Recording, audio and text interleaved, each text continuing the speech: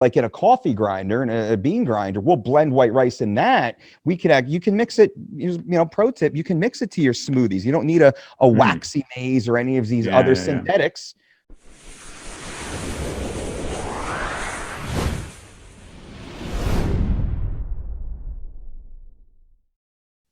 So I'm hearing some principles that fall in line with like a lot of what Stan Efferding talks about, vertical diet. I don't know how much you've looked into that. Do you find that you two are on the same page with some of this stuff, if you're familiar with Stan? I am familiar with Stan. I know Stan well and consider Stan a friend. He's been on my show quite a few times, and we hang out together. I don't know. It's funny because I don't know the exact confines of the vertical diet. My fault for not having read it, but I've said I'm going to have Stan on the show and I want him to explain it. That being said, there's a lot of similarities that we have, but at the same time, Stan, and he and I have spoken about this, where Stan, here's a great one, I think, to show the example. Stan will talk about having Wonder Bread, white bread after a workout to get a carb push. Now, I understand completely. And certain athletes at certain times, we do the exact same thing, except of Wonder Bread, white bread, we will use an organic jasmine white rice for a similar effect with something that is on the healthier side of the equation. And our philosophy is to always teach you to make the healthier decision. I'm surprised that he, because I don't know a ton about, I've had Stan on the podcast. I did, I know about the vertical diet. I'm really surprised to hear that he was suggesting white bread after. Maybe it was like just for a specific circumstance, but I thought he was all about the white rice too. And he's in the vertical diet. I know this because he told me. He actually gave me credit for the adoption of the white rice, where we'll actually blend it like in a coffee grinder and a bean grinder. We'll blend white rice in that. You can mix it, pro tip, you can mix it to your smoothies. You don't need a waxy maize or any of these other synthetics.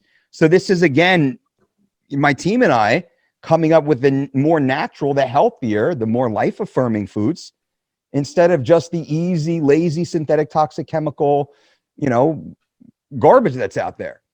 That's interesting. Okay. I've seen Stan, I don't know if he still is, but I saw he and John Jones were working together for a little while as John was bulking up to heavyweight. I don't know. Do you have any communication with John Jones?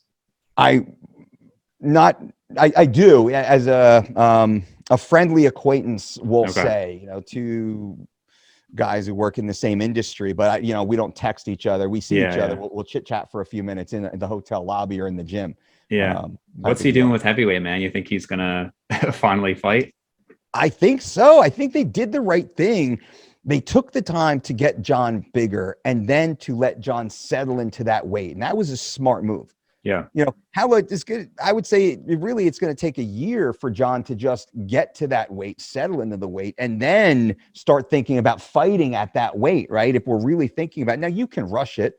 Athlete like John Jones, that's one of the most talented athletes ever, right? Yep. John Jones is amazing. What he's done, his body of work is one of the best still.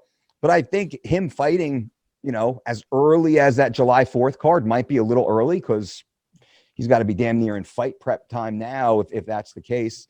But probably next fall to winter, I think, would be more ideal. Does he have a fight planned? Do they even have anybody in line for him? As far as I know, not yet. I've heard some names and some talk behind the scenes. You get the text, did you hear about this? But nothing. I feel like him, because, you got Gane versus Ngannou right now. I feel like Stipe versus Jones makes all the sense in the world. I don't know if John would turn that down or if he only wants to fight for the title. I think that'd be an awesome fight. I agree. I think that's the fight to make. And that if Stipe can beat John, Stipe, again, he's the immediate number one contender. If John wins, well, that's one of the biggest heavyweight fight in a decade, maybe in years for sure, since Kane versus Brock. Mm-hmm. Who do you have for Ngannou versus Gane? I'm going to say Gane. Yeah. I'm going to say Gane just because I think Gane, as talented as Ngannou is, there's a lot of blind spots in Ngannou's game. He's overly aggressive, maybe at certain points, overly reckless, a lot of holes when he punches. And I think the person to beat him is someone who's patient with that power that Gane has, right? That's one shot, crush power. And Ngannou has that also. Stipe didn't really have that as much, I don't think. No. Right? Stipe's awesome in his own way, though. Mm-hmm. So I think it's man, but heavyweights, they always say 4 ounce gloves at flyweight. Anything can happen at heavyweight. It's who knows? Yeah, I think like technically Gane, most people, it seems like generally people agree Gane is the better fighter, but then when you got 30 pounds and all that power in Ngannou, it's just like, who knows, right? Exactly like you said. Yeah, I've stood next to Ngannou, man. That dude is, it's a different level. It's a different level of human. It's, you go to an NBA, stand around some NBA folks. Yeah. The tallest kid in your high school is the shortest kid on an NBA team. Right. Yeah, it's bizarre. So I know you've had, like you said, you worked with Chael, you worked with Ronda, and like two of the greatest, right? If you were to say a debate now, I'm a Khabib fan, like I'm a big Khabib fan, and so I was upset to see him retire, and now Islam, it's kind of like following through that. But to me, if I had to say like who's the best, right? You got like Anderson Silva, GSP. I'd say Usman is now in the running. And then a lot of people talk about John Jones. I think given that you have some people like GSP, multiple weight classes and things like that, there's more of an argument. It's hard for me to say Khabib's the best ever in terms of his accolades, but to me, nobody's ever been as dominant as Khabib. I just thought like the way he was just like through everybody, and I even think that with Poirier fighting this weekend, it's like, man, if Poirier wins, he's got to know he's still second best, right? Like if he wins this weekend, it's just like, you're second best. But I just wanted to get your thoughts on maybe like who you think is the best, maybe overall versus like accolades and domination.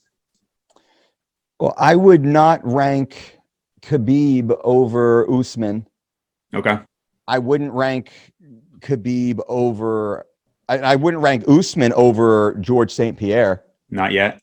Not yet. No, not yet. Look at who George has fought and beat, and Usman's not there yet. Usman might potentially physically standing here be the scarier man, but he hasn't done what GSP has done yet. And it's easy to sit here and say what you're going to do, what you could potentially do, but how many people left their potential at home, lost their potential on the way to the venue? That stuff happens over a period of time. GSP was at the top for a while, but I wouldn't put GSP above John Jones either.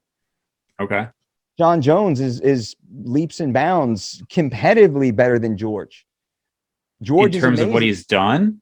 In terms of what he's done, who he fought. Look at who John fought, the number of former champions John fought and beat convincingly throughout his career compared to George. Not George's fault.